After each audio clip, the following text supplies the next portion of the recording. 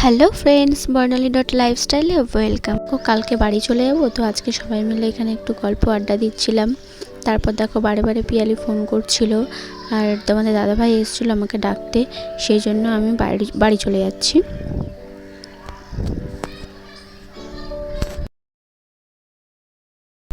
দেখো পরের দিন দুপুরবেলা আমরা খেতে বসে পড়েছি। খাবারে ছিল এঁচোড় চিংড়ি, আর এখানটা হলো বাটা মাছ ছিল, ডাঁটা আলুদের ঝোল, তোমাদের দাদাভাইয়ের জন্য ডিমের তরকারি আর ডাল, আর এখানে থোড় ভাজা। খেয়ে দিয়ে রেডি হয়ে নিয়েছি, আর এখানে দেখো টোটো চলে এসছে। আমরা আজকে দুর্গাপুর চলে যাচ্ছি বাড়িতে। সবাইকে বাই বলে দেখো বেরিয়ে পড়লাম বাড়ির দিকে। সবাই বলছিল যে আজকের দিনটা থাক, কালকে যাস, কিন্তু কাল করে অনেকটা দিন হয়ে গেল।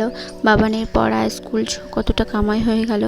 এই যে তারপর দেখো সামনে আবার দোল উৎসব, সেখানেও তো আসতে হবে, সেই জন্য চলে গেলাম বাড়িতে। আর এই যে মন্দিরটা দেখতে পাচ্ছ, এখানে বাবানের মানসিক করেছিলাম। বাবান যখন খুব ছোট ছিল, তো তখন থেকে তো আমি এই বাড়িতে ছিলাম, এই মন্দিরটাতে মানসিক করেছিলাম। আমার মানসিকের পুজোটাও দেওয়া হয়ে গেছে। তো দেখো দেখতে দেখতে আমরা স্টেশন চলে এসেছি। আর স্টেশনে এসে পরে তোমাদের দাদাভাই চলে গেল টিকিট কাটতে, আর আমরা বললাম আমাদের একটু সামনে নামিয়ে দাও প্ল্যাটফর্মের ওখানে। তো আমাদেরকে সেখানে নামিয়ে দিল। আর দেখো তখনই একটা ট্রেন চলে এসেছিলো, তাড়াহুড়ো করে সেই ট্রেনটা ধরবো বলে তাড়াতাড়ি করে গেলাম, দেখো ট্রেনটা দাঁড়িয়ে আছে। যেই নামলাম অমনি ট্রেনটা ছেড়ে দিল। যাই হোক ট্রেনটা পেলাম না, পরের ট্রেনটা যদি না পেতাম তাহলে আজকে হয়তো আমাদের বাড়ি যাওয়া হতো না। আর দেখো ট্রেনটা আমরা উঠে গেছি ট্রেনে, আর দেখো নৈহাটি ঢুকে গেছি। কাস্টপাড়া স্টেশন থেকে বৌদির সাথে দেখা হয়েছিল। বৌদি বাবানের জন্য একটা লস্যি আর একটা চিপস দিয়েছিল, তো বাবান সেই লস্যিটাকে বলছিল খাবে, তাই তোমাদের দাদাভাই ওটাকে খুলে দিল। এখন ও খাচ্ছে, আর দেখো তখনই ট্রেন ঢুকে গেছিলো। দেখো আমাদের ট্রেন চলে এসেছে। আমরা এখন ট্রেনে ওঠার পরে সিট পেয়েছিলাম, কিন্তু তোমাদের দাদাভাই অন্যদিকে বসেছিল আর আমি অন্যদিকে। তারপর ব্যান্ডেল থেকে একসাথে বসলাম, ব্যান্ডেলে গিয়ে একটু ফাঁকা হলো, তারপরে একসাথে বসলাম। 2-2.5 ঘন্টা বসার পরে দেখো আমরা দুর্গাপুর স্টেশন নেমে গেছি। আর তোমাদের দাদাভাইকে বললাম বাবাকে ফোন করো।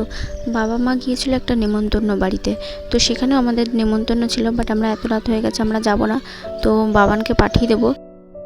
গেলে যাওয়াই যেত, বাট আসার সময় অসুবিধা হয়ে যাবে, একটা গাড়িতে সবাই মিলে হবে না। তারপরে তার জন্য বললাম যে থাক, আর যাবো না, বাবানকে নিয়ে বাবা চলে যাবে।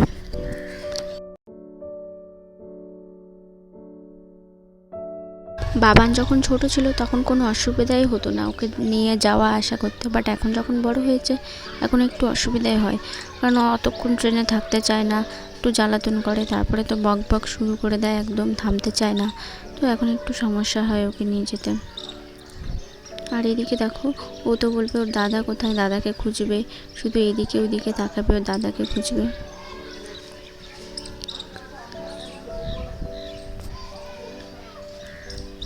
এই যে ওর দাদাকে পেয়ে গেছে ও, এখন ওর দাদা থাকলে আর ওর কিচ্ছু চায় না, এখন ওর দাদার সাথে ও চলে যাবে।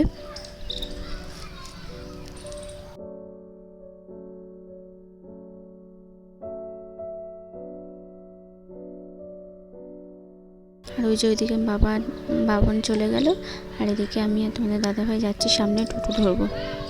তারপর তোমার দাদাভাইকে বললাম যে আমার একটা হেডফোন, একটা ফোনের কভার কিনবো, তো বললো ঠিক আছে, সামনে একটা দোকান আছে ওখান থেকে কিনে দেবে।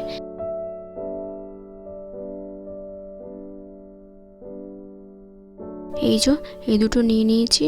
আর তোমাদের দাদাভাইকে বললাম সামনেই বিরিয়ানির দোকান, চলো বিরিয়ানি নিয়ে যাই, তাহলে বাড়ি গিয়ে আর রান্নাবান্না করতে হবে না, ওটাই খেয়ে নেবো। তো বললো কি পেট খারাপ, কদিন ধরে অনেক খুব রিচ খাবার খাওয়া হয়ে গেছে, তো তুমি বাড়ি গিয়ে সেদ্ধ ভাতই করবে, ওই ডাল সেদ্ধ, ডিম সেদ্ধ, আলু সেদ্ধ এসব খেয়ে নেবো।